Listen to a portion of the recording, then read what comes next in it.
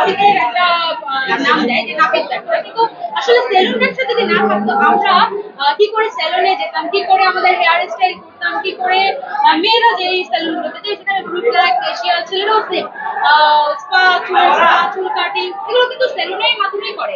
এটা যদি বাসায় পারতো তাহলে কিন্তু তারা সেলুনের কাছে আসতো না। সেলুন ব্যবসাটাকে খারাপ ব্যবসা বলা যাবে না, ব্যবসা সব ব্যবসাই ভালো যদি আপনি সৎভাবে বলি যে আসলে টিকটকার বলি বা আমরা অভিনেতা অভিনেত্রী বলি বা সেলিব্রিটি বলি, আসলে সেলিব্রিটির কোনো সংজ্ঞা নেই।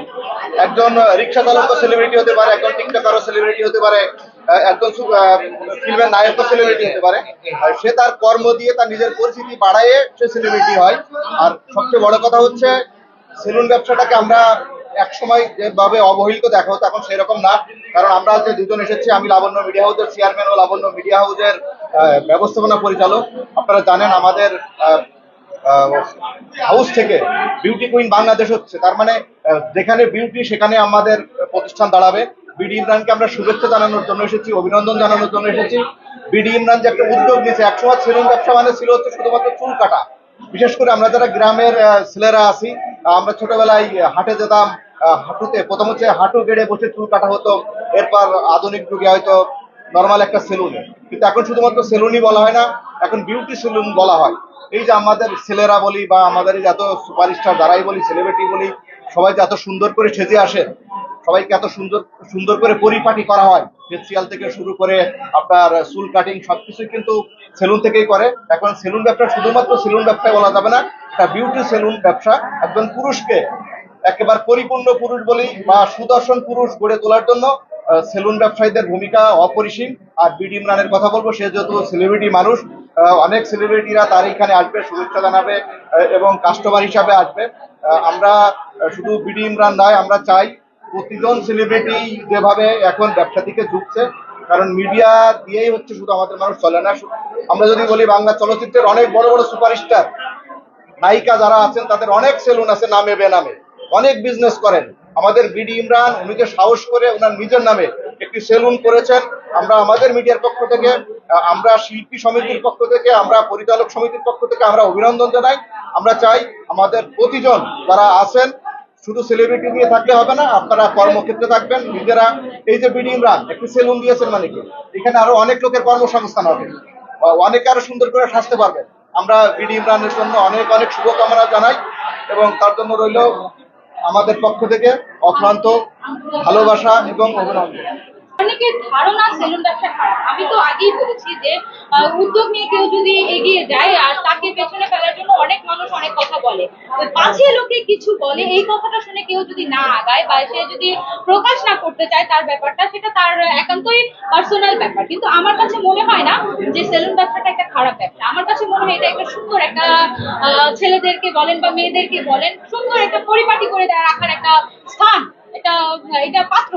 আর সেলুন ব্যবসাটা আমরা সাধারণত সেলুন ব্যবসা বলতে চাই না, আমরা মিডিয়ার মানুষ যারা আমরা একটু সুন্দর করে বলবো এটা বিউটি ব্যবসা, এটা সৌন্দর্য বৃদ্ধির একটা ব্যবসা।